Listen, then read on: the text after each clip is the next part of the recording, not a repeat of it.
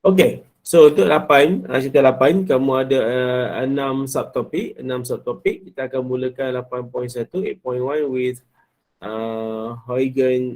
Huygens Principle. Okay, Huygens Principle. Untuk kes ini, this Huygens Principle, okay, apakah yang Huygens ni nak ceritakan tentang principle dia kan, tentang principle dia. Okay, so it say that every point on a wave front, okay, can be considered a source of tiny wavelet that spread out in the forward direction at the speed of the wave. Okay, the new wavefront is the envelope of all the wavelet, the tangent to all of them. Okay, itu apa yang dia maklum di situ lah. Okay, so di sini, okay, di sini apa yang kamu boleh faham ialah sebenarnya bentuk wave tersebut ataupun yang kamu nampak kan, wave yang kalau kamu guna ripple tank tu, ada guna sebagainya. Kalau kamu guna ripple tank tu, dekat sekolah kan, kita pernah guna ripple tank.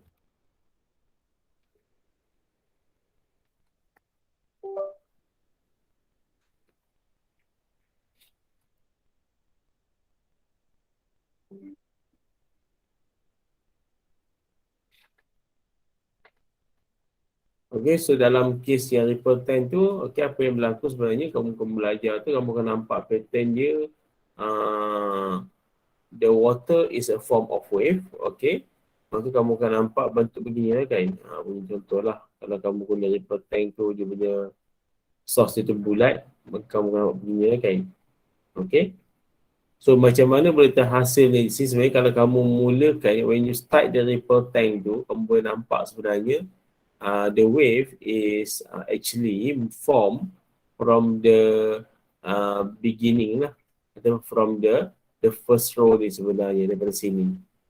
Okay, I just start from this one lah. Okay, so this the energy from this the first we call this one as wavefront sebenarnya.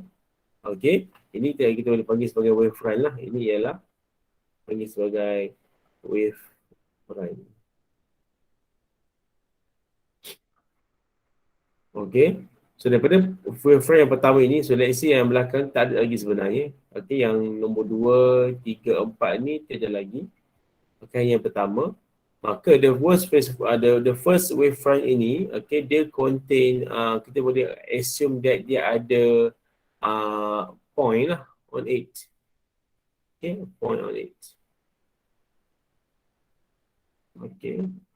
Dengan kata lain ialah, okay, this wavefront sebenarnya, dia somehow, they are carry the energy. Okay, that's why dia boleh move forward tu kan. Okay, dia carry energy. Okay. So this this point on the wavefront sebenarnya dia akan menjadi dia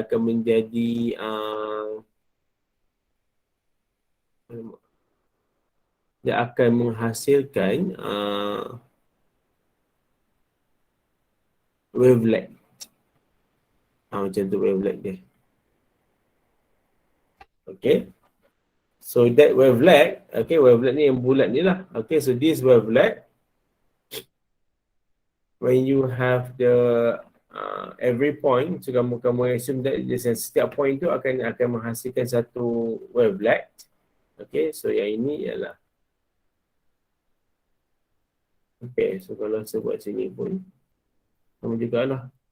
Yang macam ni lah lebih kurang.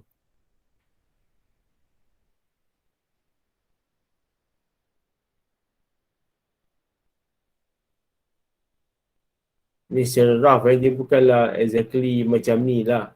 Maksud saya tu, dia sepatutnya setiap line tersebut, setiap on the wavefront ni sebenarnya, okay, dia point tu dia bukannya besar selang lah, dia memang patutnya dia macam tu. Boleh faham maksud saya? Cuma ini selukis ni, dia bukanlah exactly macam ni, mesti ada lagi banyak lah sebenarnya bulatan tersebut. Lagi banyak. Okay, so this one yang merah ini kita panggil sebagai wavelet lah. Wavelet. Okay, tiny wavelet. Okay, so this tiny wavelet ini dia akan ada, we will form a new wavefront lah.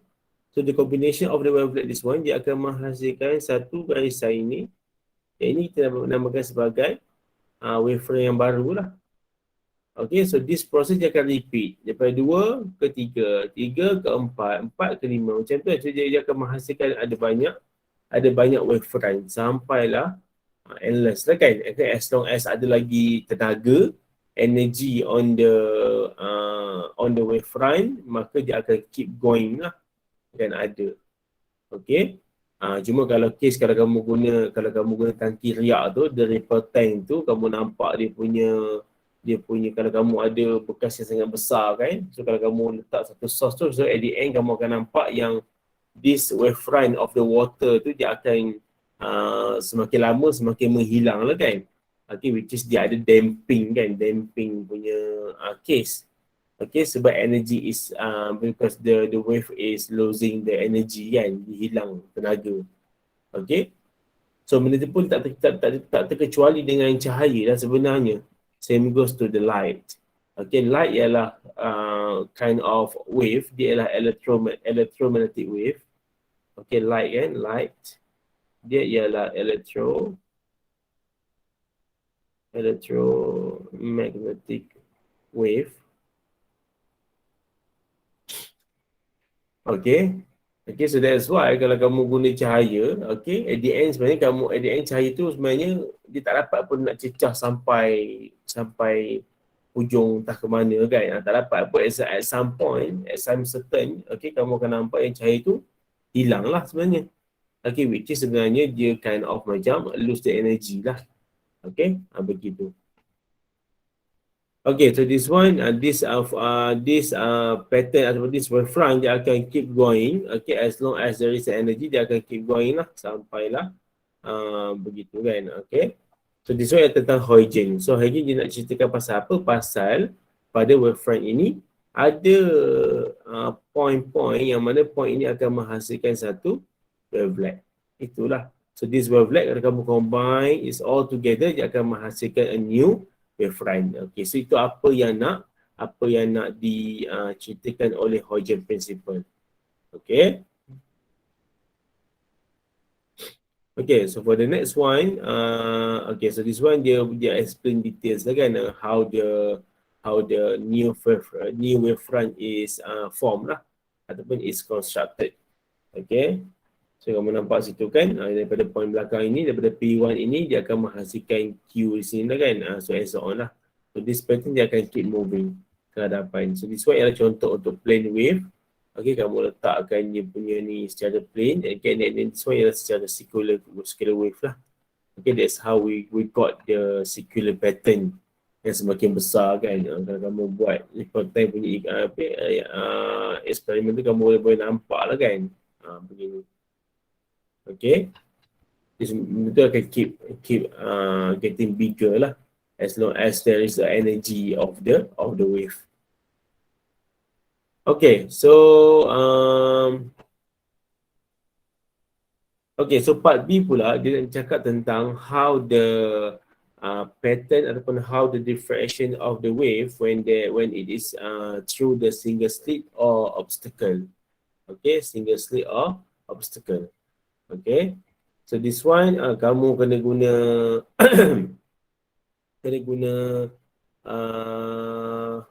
untuk case single slit ni kamu kena guna light lah. Kena guna light. Okay, and then dia punya ni pun sangat kecil lah kan. Okay, dia punya sangat kecil. Kalau kamu guna air tu, bolehlah besarkan dia punya tu. Okay, sebab air punya wave tu dia besar. Tapi kalau kamu guna cahaya, okay, when you use the light, okay, you need a very tiny hole of the slit lah, sangat kecil. Okay, sangat kecil. Mungkin lagi kecil daripada sehelai rambut tu. Okay, sehelai rambut tu lagi kecil daripada diameter of the hair. Okay, strand of hair.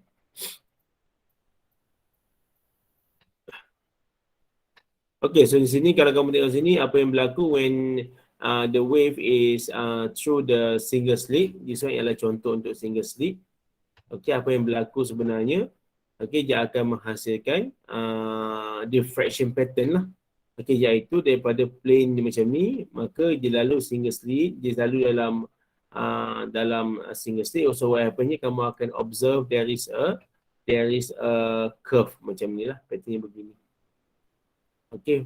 So benda ni tak lari juga kalau kamu guna water wave kan. Kalau kamu guna ripple tank tu, kamu letakkan obstacle pun sama juga, dia akan menghasilkan beginilah, bentuk bulat macam ni. Okey, so apa yang kita nak fokus ialah kenapa kita dapat bentuk bulat di hujung begini kan. Macam tu. Jadi kan, kenapa dapat bentuk bulat daripada tegak macam ni, kamu lalu dalam single stick akan dapat bentuk bulat. Okey, so kenapa jadi bentuk bulat tersebut lah. Okey, so that's why kita perlukan Huygens principle tu. Okey, Huygens principle tu dia terangkan begitu. Kenapa dapat bentuk bulat? Kerana because of this wave lag sebenarnya. So wave lag ini yang menyebabkan kita punya pattern of the diffraction tu berbentuk beginilah. Dia ada curve at the end ataupun at the edge kan. Okay, so itu untuk single slit. Okay, kalau obstacle pula, okay pun sama juga. Okay, konsep yang sama. Okay, by using the Huygens principle, kamu akan nampak yang sebenarnya the wave lag dia akan menyebabkan berlakunya ada curve dekat hujung-hujung tu. Okay, that's why jadi begitulah. And then this pattern, okay, dia memang akan jadi nampak dia semakin membesar ataupun semakin kita panggil diverge kan, dia punya pattern tu semakin membesar macam tu. Okay, kerana apa? Because of the point sama juga daripada Huygens principle. Okay, so apa-apa hal pun the diffraction happen, okay, can be the diffraction pattern can be explained by the Huygens principle lah sebenarnya. Begitu. Okay, so kamu kena faham tentang perkara-perkara tersebut lah dalam Huygens principle. Okay, this one is kind of macam concept lah, so you need to know about this concept. Okay, you have to at least familiar lah dengan apa yang berlaku dalam diffraction. Okay, and then next one, we move to 8.2. 8.2 about the constructive interference and destructive interference. Okay, selepas kita belajar pasal diffraction pattern, how the diffraction pattern form or constructed. Okay, and then after this, 8.2, kita akan belajar pula tentang constructive interference and destructive interference. Okay, interference membina ataupun interference memusnah lah. Okay, so apakah yang dimaksudkan dengan interference sebenarnya? Okay, dalam ni dia tak terangkan pasal interference. Okay, so interference ialah when there is there's two wave overlap between one another. Okay, dua wave dia bergabung ataupun dia bertemu. Okay, so let's say lah kan, secara ringkas ni beginilah. Kan, ni wave yang pertama, ini kamu ada wave yang kedua. Okay, dia bergabung. So okay, so what happen here? Dia akan interfere lah, dia akan bergabung, interference. Okay, so interference tu akan ada dua, sama ada dia ada konstruktif, dia membina. Kalau membina tu, dia punya amplitude-nya semakin berkembang, semakin bertambah. Okey, tapi kalau memusnah, okey, so apanya dia akan zero ataupun dia tak akan menghasilkan apa-apa lah. Dia begitu. Okey, so sebelum kita pergi kepada constructive interference, we have to know about the coherent sources. Okey, sebab these two wave, okey, interference ni dia melibatkan two wave. Okey, two wave. Okay, so these two waves, they must be a coherent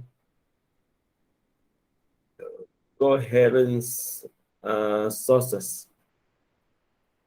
Okay, dia mesti dua wave yang coherent. Okay, apakah maksud coherent? Okay, coherent means that the wave have the same wavelength and frequency, which is they must be monochromatic. Okay, that's why dalam lab usually we use the red light lah ataupun red lamp ataupun red laser. Okay, warna merah. Ataupun sometimes ada juga kita guna warna hijau. Okay, bergantunglah kepada lab tersebut. Okay, yang kedua ialah apakah maksud coherent sources? They must have a constant phase difference between them. Okay, so maksudnya apa? These two source, dia mestilah pattern dia tu, dia mesti pattern yang sama lah. Dia tak boleh lah, okay, contoh di sini kan. Okay, satu begini, the other one begini. Dia tak boleh begitu. Okay, dia punya phase difference-nya mesti sama lah. Constant phase difference at all time. Okay. Okay, so untuk condition untuk menghasilkan interference, okay, yang pertama ialah the wave must be coherent. Itu yang pertama lah kan, itu wajib. Yang kedua ialah the amplitude of the wave are comparable, equal or approximately equal. Okay, so maksudnya apa? These two wave, dia punya amplitude ini, dia mestilah sepatutnya almost the same lah. So A1 dengan A2, amplitude lah kan, A1 and A2 is almost the same lah. Okay, so these two sepatutnya kena sama lah. Okay, selalunya kita akan assume sama lah. Kalau ini nilai A, ini ialah A. Dia begitu. Okay, so bila mana dia membina, maka dia akan menjadi 2A. Okay, tapi kalau dia memusnah, ini A. Okay, so ini anggap sebagai, kita anggap ini sebagai negatif A. So kalau dia interfere, maka dia akan menghasilkan nilai yang kosong lah di situ. Okay. So itu untuk condition for interference light. So kamu kena faham lah tentang, pertama kena faham apakah dimaksudkan dengan coherent sources. Yang kedua ialah macam mana ataupun apakah syarat untuk menghasilkan interference of light. Okay, the condition for interference of light.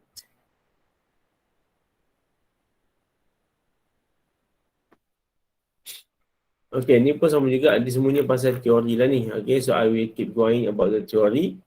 Okay, so then the next part ialah you have to know about the path different and phase different.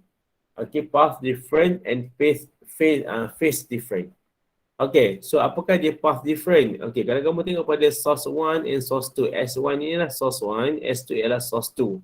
Okay, so these two sources, okay, they are coherent sources because kalau kamu tengok sini, kamu nampak yang bentuk wave ni almost the same lah between these two kan.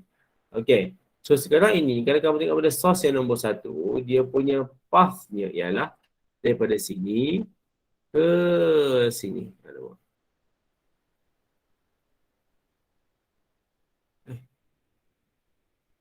Okay, ini dia punya path. Jalan dia. Jalan dia, source ini nak berjalan daripada lubang yang pertama ini sampai kepada P. Itu jalan dia. Okay, so let's say we label this one sebagai X1. Okay. Source kedua pula, dia ada jalan yang kedua. Jalan yang sendiri ni. Jalan yang sendiri. Okay, so we label this one sebagai X2.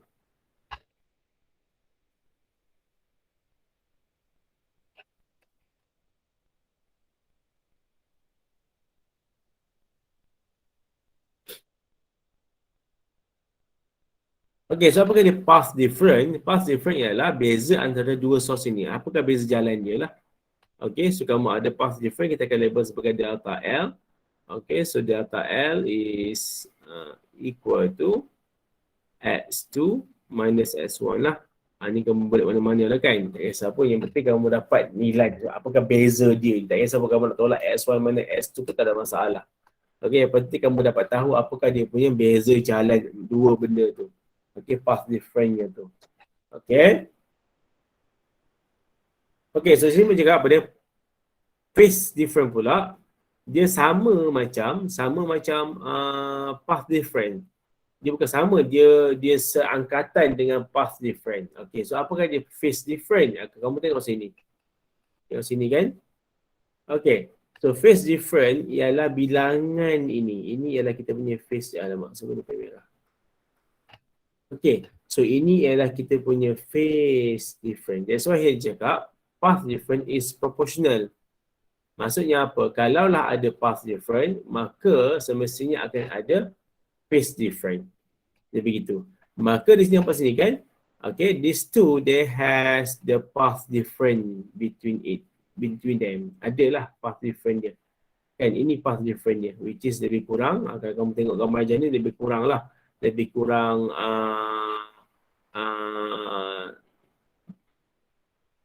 satu per berapa ni? 1/4 pi tambah dengan pi lah. Lebih kurang begitu.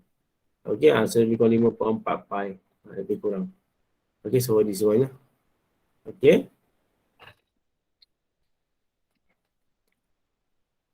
Ataupun mungkin dia nak lukiskan ni sebagai one ni kot. Mungkin ni salah ni. Bukan salah, mungkin yang dia nak masukkan ni ialah path difference ini ialah satu wave. Ni mungkin gambar tak jelaskan. Satu wave. Begini. Okay. Okay. So this one dia nak assume yang path difference sebagai contohnya untuk S1 dengan S2 ini dia punya path difference ni ialah one wavelength lah. Okay. One wavelength ni maksudnya apa? Satu one wavelength kan, maksudnya apa? Dia satu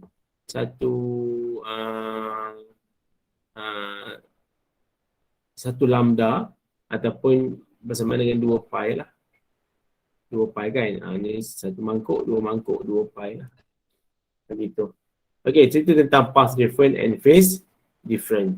Okay, and then next one ialah tentang apakah syarat-syarat untuk menghasilkan constructive interference. Okay, so kita ada syarat dia. How to form the constructive interference, how to form the destructive interference. Okay, dia lain dia ada dua. Okay, atas ni adalah syarat untuk menghasilkan interference of light. Okay, and then yang bawah ni pula, dia buat pula yang lain. Syarat untuk menghasilkan constructive dan syarat untuk menghasilkan destructive. So ada dua benda. Okay, so untuk condition for constructive interference ini ialah perkara dia. Okey, kamu tengok sini. Tengok sini kan. Okey. Untuk kes ini kamu kena bahagikan dua benda. Pertama ialah source kita boleh in phase. Dan juga source kita boleh juga anti phase. Apakah maksud in phase? Apakah maksud anti phase? Anti phase. Okey, in phase maksudnya apa? Senang cerita kalau kamu ada dua wave, dia sama. Mula pada atas. Macam tu. Ini mula atas, ini pun mula atas. Okey, tapi kalau anti-phase, anti-phase, dia akan berlawan, which is, dia akan jadi, ini daripada atas sebagai contohnya, dan ini pula mula daripada bawah. Sebagai contoh lah. Okey, maka ini adalah kes untuk anti-phase. Maksudnya apa? Yang ini mula daripada atas, yang ini mula daripada bawah. Sebagai ini lah kan? Ini mula daripada bawah, ini mula pada atas. Maka ini ialah anti-phase. Tapi kalau in phase, ini mula atas, ini mula atas. Itu ialah in phase. Okay. So tengok sini, untuk menghasilkan constructive interference for in phase, ini ialah constructive lah. Sebab apa? Kamu tengok sini kan? So this wave sampai kepada point ini, dia habis pada mangkuk yang bawah. Yang ini pun sama juga, dia habis pada mangkuk yang bawah. Maka sebenarnya at the end, apa yang berlaku sebenarnya, di sinilah berlakunya constructive interference. Sebab dia sama-sama belaga mangkuk, macam tu lah lebih kurang. Okay, maka dia akan menghasilkan constructive interference. Same goes to this situation, kan? Sampai kepada skrin ini, maka dia akan jadi mangkuk dan juga mangkuk yang sama pada bahagian bawah. Maka terhasillah constructive interference. Okay, constructive interference. Okey, tengok pada ini. Okey, tengok pada S1 dengan S2. Path difference-nya macam mana? Ada path difference tak? Okey, ini jaraknya ni. Contohlah, ini jaraknya ni X1. Ini jaraknya ialah X2. So kalau kamu ukur dua ini, okey, kamu nampak sini kan, dia adalah bentuk segitiga sama kaki dah sebenarnya. Okey, maka inilah S1 dengan S2 adalah sama. Okey, so tu ini untuk menghasilkan constructive interference, maka path difference yang pertama ialah kita hasilkan ialah kosong.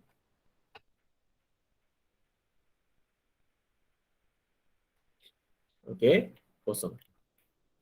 Okey, so ada pula lah, okey ni saya akan padam ni. Okey, saya akan padamkan. Kamu akan pada video kemudian lah. Okey, ada pula nanti source yang lain. Sebagai contoh lah, source tu berada kat sini. Kat sini lah contoh dia. Okay, sini kan. Okay, so kamu anggaplah ini tiada.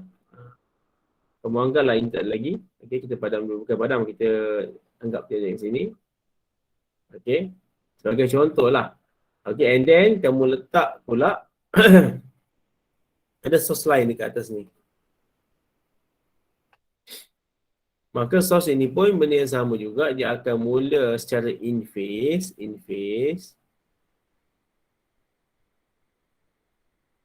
Ni saya pasal buat-buat lah ya. Buat-buat ada. Ini saya padam dulu yang ni. Okay, so nampak Okay, kamu anggaplah S1 ni tiada lah sebenarnya. Okay, nampak macam ni. Okay. So di sini ialah apakah dia punya beza panjang dia kan. Okay, so ini panjang ni ialah ini. So let's say this length ialah kita anggap sebagai S1 lah, S2. Okay, so panjang ini pula dia ialah S1. Okay, so kalau kamu kira dia punya bilangan wave-nya, okay, bilangan wave-nya ini kamu ada 1, 2, 3. Okay, ini pula 1, 2, 3, 4. So ini ada 3 lambda, ini ada 4 lambda. Okay, maka dia punya path difference-nya ialah 4 lambda tolak 3 lambda, iaitu lambda. So maksudnya apa? Dalam kata lain, bila mana path difference-nya ialah lambda, pun sama juga dia akan menghasilkan constructive interference. That's why here, yang case yang asal tadi yang saya cerita tadi, ini ialah bila mana kita punya delta L kita ialah kosong, pun menghasilkan constructive interference.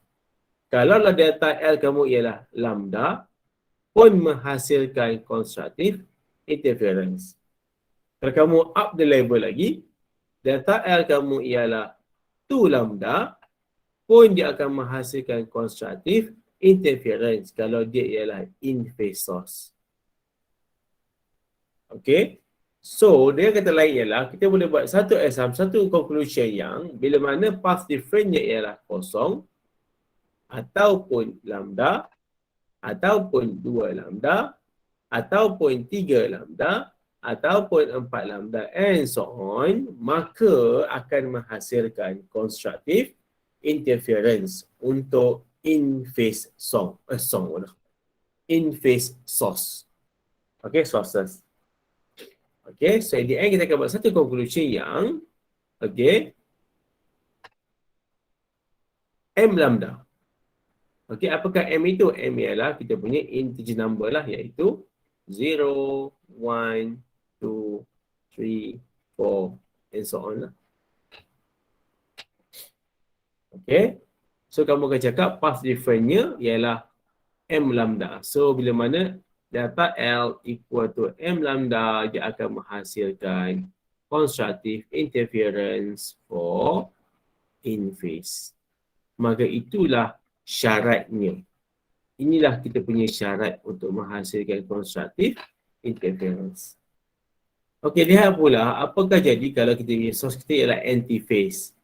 Okay, so sama juga kita ulang benda yang sama. If you look at this this wave kan, kamu nampak yang ini 1 lambda, 2 lambda, 3 lambda, 4 lambda. So kamu ada 4 lambda dalam S2. Whereas untuk S1 kamu akan dapat 1 lambda, 2 lambda, 3 lambda, separuh lambda, iaitu 3/2 lambda. So what happened to the path difference? Path difference for these two ialah sebenarnya 4 lambda tolak berapa tu? 3/2. 3/1/2 lambda, iaitu separuh lambda. Okay. So this pattern akan keep going lah kan. Kalau kamu ambil lagi wave yang lain-lain, di sini contohnya kamu buat wave lain di sini. Bagi contoh lah. Kan, kamu pun ada wave lain, buatlah. Lebih kurang sama lah tu. Okay, lebih kurang sama lah. Okay. So 1, 2, 3, 4. Salah ni. 1, 2, 3, 4. Ni jadi. Okey, ni dah kes salah ni. Salah lukis ni tak apalah. Okey, yang penting kamu ada yang ini pula. So, kamu kira-kira dia punya lambdanya ialah 4. Sorry, 4. 4. Dia mesti tambah 1/2 tambah lagi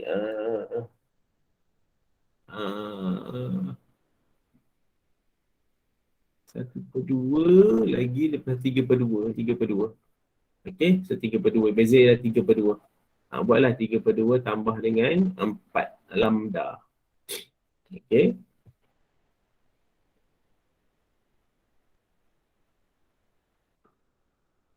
Okey, 5 1/2. Okey. Mula. So kamu kira yang S yang bawah ini, contohnya S3 lah kan, tak kisahlah. Okey, so akan dapat 5 1/2 lambda. Okey, so kalau kamu cari beza antara ini dengan yang bawah ini, dengan 4 lambda ni, maka kamu akan dapat nilainya ialah 3/2 lambda lah dia punya path difference-nya. Maka untuk menghasilkan constructive interference bagi antiphase, ini antiphase lah, antiphase source. Okey, maka syarat kita ialah kalau kita perlukan delta L kita ialah 1/2 lambda ataupun 3/2 lambda ataupun 5/2 lambda ataupun 7/2 lambda and so on lah sampailah habis case. Okey, maka inilah syarat untuk kita menghasilkan constructive interference for antiphase sources. Begitu.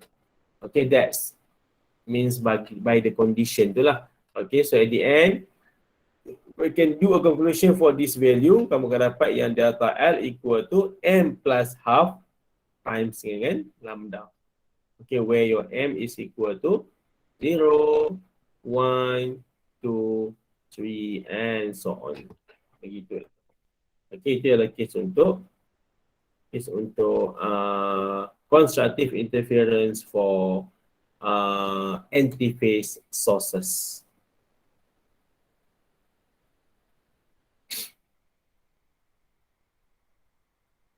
Okay, masih okey sekat ni. Cuba angkat tangan sikit.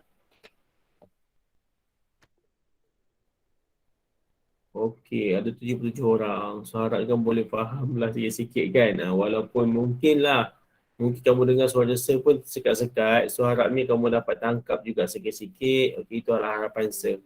Okey. Okey, so this part memang awal-awal tu memang banyak pasal teori lah. Untuk chapter 8 ni memang biasa tu. Memang banyak pasal teori. Okey. Itu ialah untuk condition for constructive interference. Okay, so kamu kena faham atau kamu kena hafal yang okay, ini syarat dia. This is the condition. Ini condition untuk in phase. Ini ialah condition for condition for anti-phase. Okay, itu condition dia. Okay, tengok pula part kedua tentang disruptive interference. Okay, disruptive interference pun sama juga, kamu akan bercakap, kamu akan bahagikan, kamu akan kategorikan kepada case yang in phase dan case yang anti phase. Okay, kalau in phase kamu tengok sini kan, kamu tengoklah sini, kamu nampak lah kan. Okay, dia in phase sama mula-mula macam tu, dua-dua daripada atas. Okay, at the end dia akan bertemu atas dengan bawah. Maka itulah yang kita namakan sebagai disruptive interference. Okay, dia akan memusnah lah sebab dia bertemu dengan maksimum positif and maksimum negatif. Okay, so kalau kamu kira secara manual di sini, kamu akan nampak yang ini ada 1, 2, 3, setengah. So ini adalah 3, 1/2. Yang ini pula 1, 2, 3, 4. Ini ada 4. Okay, lambda lah ni. Okay. So kalau kamu kira beza dia, okay, maka dia punya delta L-nya ialah 1/2 lambda. So this value yang kita perlukan untuk mengatakan yang untuk membuat disruptive interference for in phase sources. Okay, so this pattern dia akan keep moving dengan 1/2, 3/2, 5/2, 7/2 dan seterusnya lah, and so on. Okay, so at the end kita akan dapat satu conclusion yang when you want to form the destructive interference, okay, for antiphase sources, so you need to know that the delta L must be equal to m plus half lambda. So this one ialah condition. Okay, condition untuk siapa? Untuk destructive interference yang antiphase. Yang in phase. Okay, yang in phase.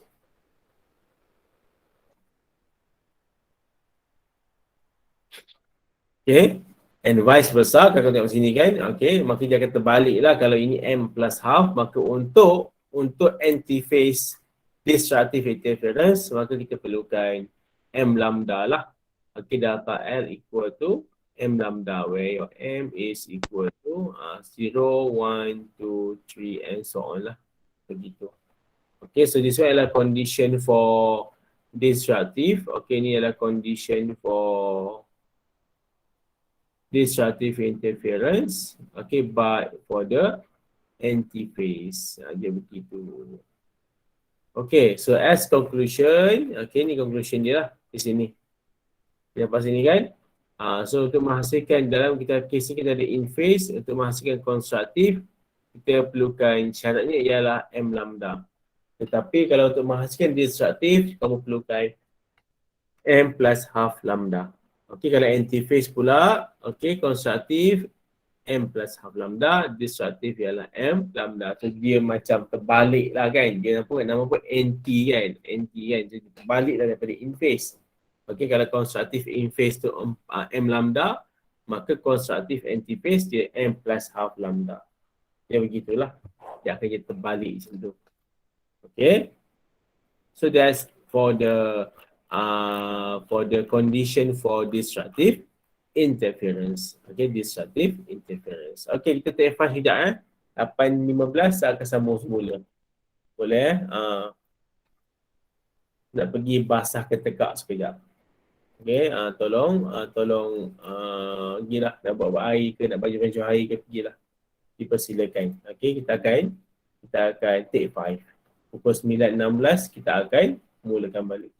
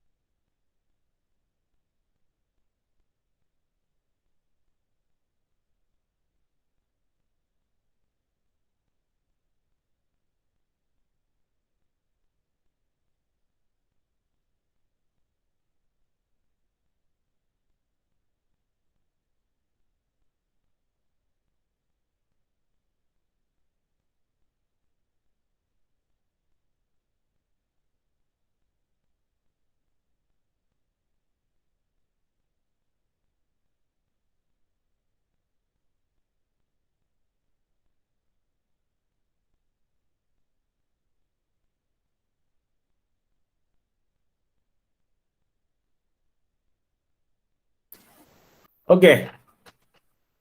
Sambung sedikit. Okay, sambung sikit lagi. 8.3 pula. Okay, so tadi tu kita cakap pasal interference. Okay, what is the condition for constructive and destructive interference lah. Okay, so inilah dia punya summary dia. Okay, so this one yang summary untuk apa yang Dr. Bibel tadi tu lah pasal condition tu kan. So inilah dia punya conditionnya. Okay, so in the exam, kalau dia minta kamu buat condition, maka kamu boleh letakkanlah table ini sebenarnya. Tak ada masalah. Okay, but you have to memorize lah dia punya benda-benda ini kan kamu kena hafal lah ni. M lambda, M plus ni kamu kena tahu jugalah. Okay, okay, 8.3 tentang yang double slit. Okay, interference of transmitted light through double slit. Okay, through double slit. Okay, kenapa kita nak double slit? Okay, kerana di sinilah dia nak menghasilkan source yang coherent dan juga in phase. Okay, so untuk case yang double slit ni ataupun double slit ini, dia di bawah case ni ialah in phase. Dia ialah in phase. Okay, dia ialah in phase. Okay, so this one the explanation about how the interference is formed. Okay, tengok sini kan. Okay, kamu ada dia punya apa nama? This one ialah kita punya path different. Nampak kan? Ni path different lah. Okay, ni jalan pertama, ni jalan kedua. Kamu tolakkan dapat path different. So what happen to here? Okay, kita akan gunakan sin theta di sini. Sin theta equal to m lambda over d di sini lah. Okay. So this one dia buat satu conclusion pun, satu dia guna macam mathematical assumption kan di sini kan, iaitu kalaulah angle is very small, maka sin theta equal to tangent theta lah. Begitu. Dia buat assumption yang begitu. Okay. So for this part, kamu dapat sin theta equal to m lambda over d. So this one kamu boleh tengok di sini lah. Sini. Okay. Over d kecil. So yang semua kan kamu tengok lihat kepada triangle kecil ni. Cepat. Ini. Okay. Ni kalau dalam kelas ni tak lukis lah ni. Okay. So kamu nampak sini kan. Theta sini kan. So sin theta. Saya takut hantu kan. So ini adalah dia hypotenuse ni. Okay. Sin theta equal to m lambda over d. Kan sin theta equal to m lambda over d kan. Okay, opposite divided by hypotenuse di sini. Okay, yang kedua pula tengok sini kan. Okay, tangent theta equal to ym over d. Okay, so mana tangent theta kita yang kedua? Theta kedua ialah di sini. Ini ialah triangle yang kedua. Ini ialah triangle yang kedua. Okey, maka sekarang pastikan tangent theta is equal to tak takut sangat kan, iaitu opposite divided by adjacent kan. Okey, opposite divided by adjacent. So kamu dapat ym is over kan. D lah. So kamu ada dua equation. Sin theta equal to m lambda over d. Tangent theta equal to ym. Ym ni ym kecil lah. Ni m kecil ni ym. Okey, ni m kecil saja ni. Aku confuse nanti dia lah M subscript M kecil. Okay, M kecil over D. Okay, so these two we can equate this sin theta and tangent theta because they assume that bila mana the angle is very small, okay, this value are can be equal lah. Okay, that's why here kamu akan dapat M lambda over D equal to Ym over D. Okay, so at the end kamu nak cari apakah nilai Ym lah. Ym ialah jarak antara titik tengah ini dengan kita punya fringe kita. Okay, M kecil itu melambangkan order number. Okay, M kecil melambangkan order number. Okay, so dapatlah equation kamu ialah Ym equal to M lambda D over D. So this one once again dia ialah subscript. Dia bukannya macam ni. Mungkin salah. Dia mestilah subscript. Dia M kecil saja. Dia bukannya M besar macam ni. Dia adalah subscript Y equal to M lambda D over D. Okay, cumanya kamu nak cakap ialah order yang keberapa lah. Dia ialah bilangan yang keberapa. Order yang keberapa. Order. Okay, M ialah number of order. Okay, number of order. Okay. Okay, so kalau lah ini ialah bright fringe. Okay, ini adalah bright fringe. Iaitu dia ialah constructive. Okay, maka kamu akan guna equation M lambda D over D lah. Okay, which is betul lah kan, dia adalah M lambda. Okay, melambangkan in phase dan constructive. Tetapi kalau lah kamu buat destructive iaitu dark fringe, okay, dark melambangkan destructive. Okay, dia dark ni bukan kamu nampak macam gelap tau. Dia dark ni maksudnya kamu tak nampak apa-apa. Okay, boleh faham dark fringe ni bukan maksudnya kamu nampak warna hitam. Okay, dia ialah dark fringe ni maksudnya kamu tengok pada screen kamu tu, there's nothing there. Kamu nampak screen lah, kamu tak nampak warna cahaya. Maka itu ialah destructive interference. Hanya saja salah faham pula. Sebab kalau bright ni kamu nampak warna cahaya tu. Tapi kalau dark ni kamu tak nampak apa-apa. Okay, memang dia tak terhasil pun apa-apa di situ. Jadi begitulah, that's why we call destructive interference. So kamu akan gunakan M plus half lambda D over D.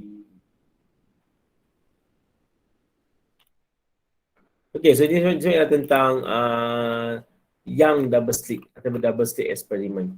Okay, and then next kita ada pula dia punya separation between two consecutive bright or dark fringes. Okay, so let's say kalau kamu ada gambar di sini kan, kamu nak cari apakah jarak antara yang ini, okay, dengan yang ini. Apakah jarak dua ini contohnya. Ini kan data L tu, data Y tu. Okay, so kamu akan buat lah. Okay, so let's say lah kamu ada order ini ialah Y M plus 1. Sorry, ni ialah Y apa kita assume tu ialah Y 0, 1, 2, 3. Y3 dengan Y4 sebagai contohnya. Okay, so kamu buatlah equation kamu. Okay, Y3 ialah Y3 sama dengan 3 lambda D over D. Okay, lambda D over D. D kecil dia besar atas tu. Okay, kalau Y4 pula, okay, Y4 ialah 4 lambda D over D kan. So kamu akan buat different between these two. Kamu akan dapat Y4 minus Y3. So kamu buat sini ialah apa dia? Lambda D over D. Okay, so that's why kamu dapat equation tu ini ialah lambda D over D lah. Okay, lambda D over D lah. Okay, jarak antara dua fringe ataupun dua bentuk yang berturutan. Konservatif ni dia berturutan lah. Okay. Okay, tengok soalan nombor 1 ni. Light from a helium neon laser, this is the lambda, 633 nanometer, illuminates two slit space 0.4 mm apart. Okay, so this one, two slit space ini, maka ini akan melambangkan nilai D kita lah. D ialah 0.4 exponent negative 3 meter. A viewing screen is 2 meter behind, maka ini ialah kita punya D. D besar. Okay, 2 meter behind the slit. What are the distance between two bright fringes and the two M2 dark fringes? Okay, so soalan ini ialah dia kata apakah jarak antara dua M2 bright fringes. Okay, sebelum kita pergi pada soalan ini lebih detail, so kita tengok kepada pattern. Saya lupa nak beritahu pada pattern di sini. Okay, so pattern ini ialah, okay, kalau kamu buat eksperimen ini, kamu akan nampak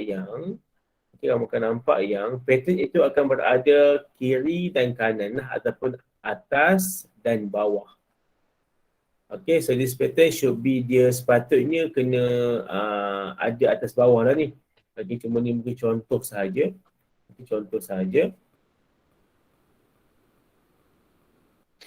Okay, so sebagai contohnya kalau sebut sini kan, okay. Kalau untuk kes ini, pattern dia ialah, okay, saya buat sini lah.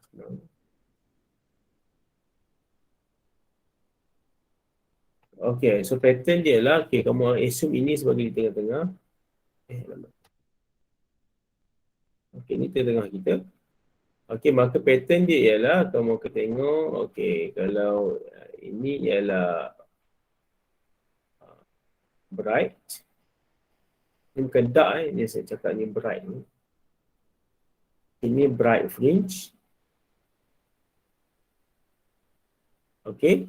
Di tengah-tengahnya, maka selepas itu kamu akan dapat ini ialah kosong, tak nampak apa-apa. Ini kamu akan nampak bright fringe. Kamu akan nampak bright fringe. Kamu akan nampak bright fringe. So as well, kamu akan nampak sini ialah bright fringe. Kamu akan nampak ni ialah bright fringe. Kamu akan nampak sini ialah bright fringe. Okay, so order number untuk bright fringe untuk bright fringe dahulu. Okay, saya guna warna merah Okay, order number ialah yang tengah-tengah ini ialah M-nya ialah kosong. Okay, yang ini ialah M1. Ini ialah M2. Ini ialah M3. This one untuk sebelah kanan pula pun sama juga. Ini ialah M1, M2 dan juga M3. Okay, so untuk case single slit, dia mesti patternnya akan wujud kanan dan kiri lah ataupun atas dan bawah. Dia mesti ada two side. There must be a two side. Okay, so apa yang soalan ini minta ialah jarak antara two M2 bright fringe. Maksudnya apa? Dia minta apakah jarak antara dua inilah. This one dengan ini. Apakah jarak dia? Okay, so obviously kamu kena buat ialah kamu cari apakah dahulu nilai inilah. Kita akan label sebagai ini sebagai Y2 lah kan. Sebab order number kita M kita ialah 2 kan. So Y2. Okay, find Y2 first lah. Okay, so Y2 is equal to 2 lambda D over D. So ganti nilai lah kan. 2 lambda kita ialah 633 nano. D kita ialah 2 meter. D kecil kita ialah 0.4 darab 10 kuasa negatif 3. Okay, so what happen here? Kamu dapat Y2 kamu ialah 2 kali 633 nano darab 2 bahagi dengan 0.4 negatif 3. Okay, so here kamu akan dapat jawapannya ialah 6.33 negatif 3 lah. 6.33 darab 10 kuasa negatif 3 meter. Okay, that's the distance between ni for Y2 kan. So apakah jarak antara dua ini? Maka kamu akan buat distance between two that fringe. Okay, distance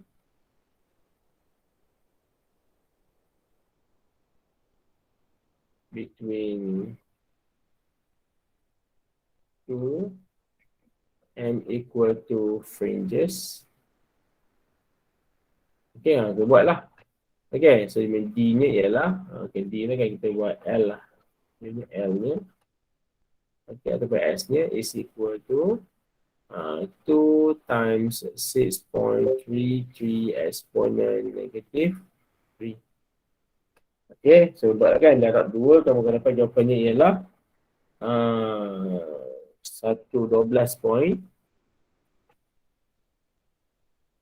12.66 darab 10 kuasa negatif 3. Okay, so that's for the dark fringe, sorry, bright fringe. Okay, so what happened to the dark fringe? Okay, dark fringe pula. Okay, so copy lainnya. Okay, so ni untuk yang warna merah tu ialah bright fringe. Okay, so gambar di sini ialah kita punya dark fringe. Okay, so dark fringe ni saya akan dah padamkan yang. Okay, so dark fringe ni saya akan gunakan warna hitam. Okay, warna hitam. Okay, so dark fringe ni akan beri ni lah, yang kosong ni adalah dark fringe, maka ini ialah M-nya ialah kosong. Ini M-nya ialah 1. Ini M-nya ialah 2. Ini M-nya ialah 3. Saya sambung. Okay, same goes to the right side. Bersama juga M equal to 0, M equal to 1, M equal to 2, M equal to 3. Okay, so soalan minta apa dia? Apakah jarak antara dua inilah? Kan, jarak antara dua ini. Okay, apakah nilai? Nilai ini. Kan, okay, so nak kamu kena kira lah apakah nilai Y2 untuk destructive interference. Okay, so yang ke sini ialah kamu akan buat kita berjalan kira kita ialah Y2 equal to 2 plus half lambda D over D. Gunalah equation untuk destructive interference. Okay, so ganti nilai lah kan. Okay, so 3/2 lambda ialah 6.3 nano. D ialah 2 meter divided by, kita punya tu ialah 0.4.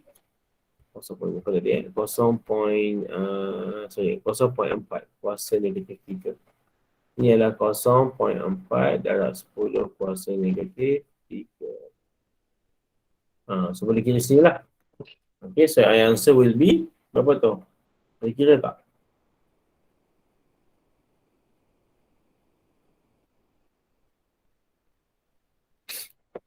Okay, so dapat sini ialah 4.7 5 darab 10 kuasa negatif 3 meter.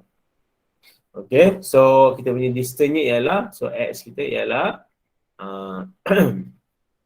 2 times kan dengan 4.75 exponent negative 3. So kamu dapat sini ialah the answer will be 9.50 lah. 9.50 times 10 power of negative 3. Itu je. Okay, itu dia untuk yang double slit.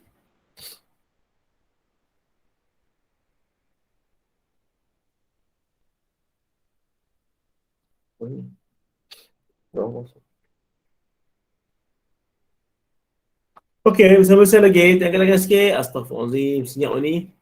Okay ke? Semua okay ke? Jom kita buat sama-sama soalan nombor ni. Okay, tuliskan pada ruangan chat. Okay. 0.1 itu ialah apa? Cepat. Saya tulis ni. Kamu tulis cepat.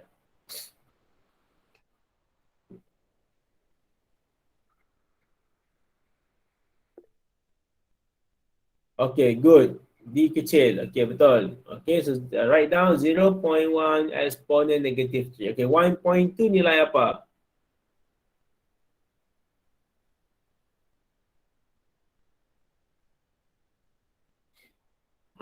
D besar. Okay. Wavelength 500 nanometer. Okay. And then how far apart will adjacent bright interference fringe be on the screen? So, apa equation kita guna untuk soalan nombor 2 ini?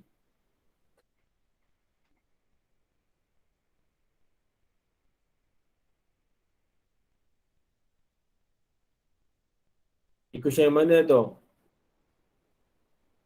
Dia minta how far apart will adjacent bright fringes be on the screen? Okay. So maksudnya apa? Dia tanya berapa jauh atau berapakah panjang ataupun lebar M. M tu apa? M tu order number tu Serena. Delta Y. Okay, dia ialah delta Y lah. Okay, delta Y. Sebab apa? Dia minta apakah jarak antara bright fringe yang di sebelahnya. Kan? Adjacent bright fringes kan. Okay, yang maksudnya apa? Dia punya jarak antara bright fringe yang ini dan sebelahnya, adjacent kan. Adjacent ialah bersebelahan. Okay, so dia nak cakapkan apakah nilai untuk dua ni lah kan. Okay, so kalau kamu ada contohnya, kamu ada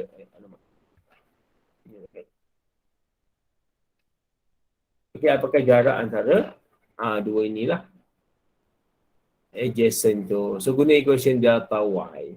Okay, guna equation delta y. So you don't need the order number lah. Untuk kes ni kamu tak perlukan order number.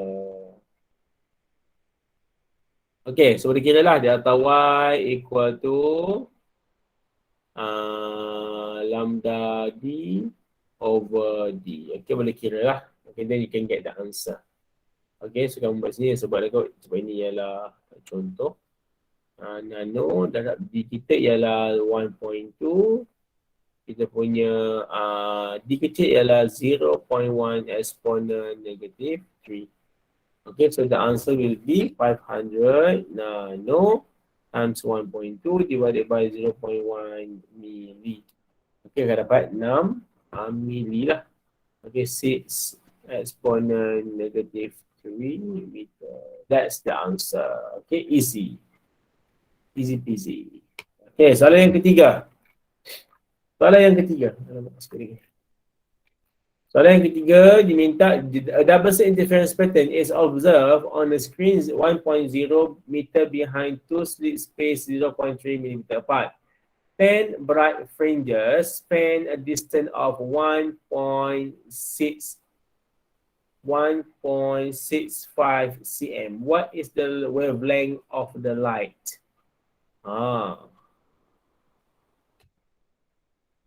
bright fringes span a distance of 1.65 cm. Boleh faham ke soalan itu?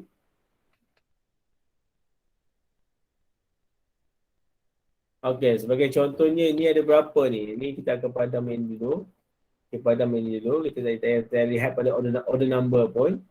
Okey, kita nak tengok bilangan fringes sahaja. Ini ada 1, 2, 3, 4, 5, 6, 7.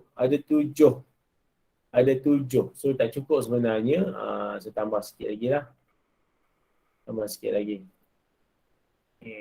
Panjangkan. Okay, so tambah sikit lagi. 7.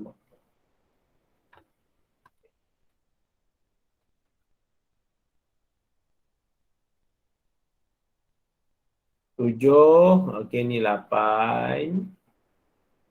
Ni ialah 9. Ini ialah 10. Okay, so apa yang dimaksudkan dengan soalan ini ialah distance bright fringes span a distance. Maksudnya apa? Panjang semua ini dia ialah 1.65 cm. 1.65 cm. Boleh? Okay, so apakah idea kamu untuk kita cari nilai inilah wavelength tu? Apa idea yang kamu dapat? Kamu ada?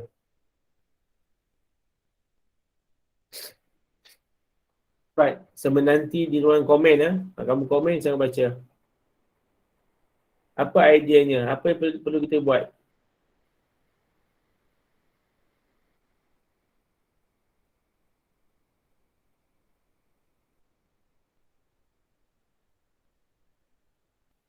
Guna formula Y yang mana tu?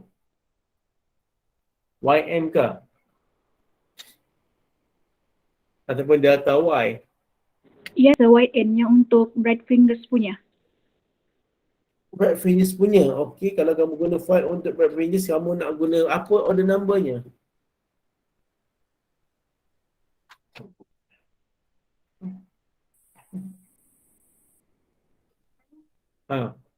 Apa kita punya order number kalau kamu nak guna equation Y tu? Apa dia?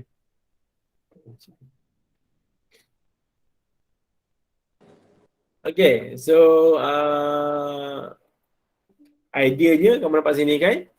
Antara dua ini apakah dia? Kalau sebut macam ni, apa tu?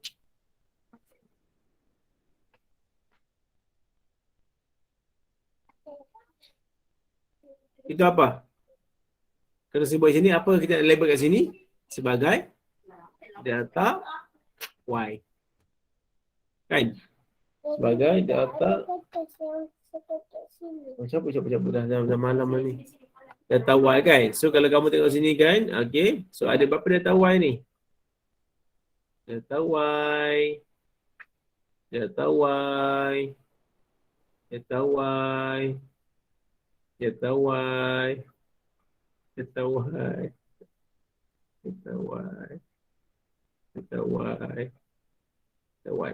1, 2, 3, 4, 5, 6, 7, 8, 9. Ada 9 delta Y lah di situ. Okay, so apa kita buat ialah kita akan 1.65 divided by 9 lah di situ. Okay, dapat 0.1833 meter. Meter. cm. Darab 10 kuasa negatif 2 meter. Boleh ke? You got the idea for this one? Okay, then apa dia? Kamu akan gunakan equation delta Y is equal to lambda D over D untuk kira kamu punya lambda lah. So for this part ialah 0.1833 times 10 power of negative 2 equal to, okay, lambda ni kamu nak cari, okay, D kita ialah 1 meter, D kecil ialah 0.3 dalam 10 kuasa negatif 3. Okay, so at the end, then you can get the answer lah sebenarnya kan. Okay, so lambda is equal to, darabkan dengan 0.3 mili. Okay, mili. Okay, 5 kuasa 5 darab 10 kuasa 5 meter. Okay, ataupun 1, 2, 3. Itulah jawapannya. Okay, so this is the answer lah untuk soalan ini. Boleh? Okay, so for this part, kita tak cadangkan kamu guna order number sebab kamu tak tahu pun dia berapa bilangannya lah kan. Kamu tahu. Cuma dia observe je. Dia nampak je pada screen tersebut yang 10 bright fringes, dia punya distance-nya ialah 1.65. Okay, 1.65. Itu dia punya. Kita kena 1, 2, 3, 4, 5, 6, 7, 8, 9, 10. Betul lah. Okay, so begitu dia punya cara untuk kamu selesaikan. Okay, so that's all untuk soalan nombor 3 ini. Okay, so I think cukuplah tu. Okay, cukuplah tu untuk hari ini. Okay, cukup lama sebenarnya, 9.4 dah. Okay, kamu pun hari Sabtu kan, tak payahlah kena kumpul sangat. Kau pun biasa sama pun saya punya ni. Punya pace sama je lah. Okay, so tolong isi attendance. Ini adalah minggu terakhir kita ber-online. Okay, next week kita akan jumpa pada hari Isnin tu lah. That's why saya ada buat group tu kan. Okay, so masuklah. Semua kena masuk group tersebut. Okay, so itu saja untuk hari ini. Jika kamu dah selesai, okay, ada soalan apa-apa boleh PM selepas ini. Dah selesai isi attendance, boleh keluar sekarang. I will see you next time. On Monday lah. Untuk kelas yang ada kelas dengan Assalamualaikum and bye. Selamat berhujung minggu dan selamat siapa kena booster ke apa tak kisahlah. Selamat berbooster dah. Assalamualaikum and bye. Jumpa lagi. Thank you, sir. Ya, sama-sama. Thank you, sir. Yes, sir. Ya. Alright, sir. Thank you very much. Thank you, Ya, sir. sama-sama. Thank you, sir. Thank you, sir. Ya, sama-sama.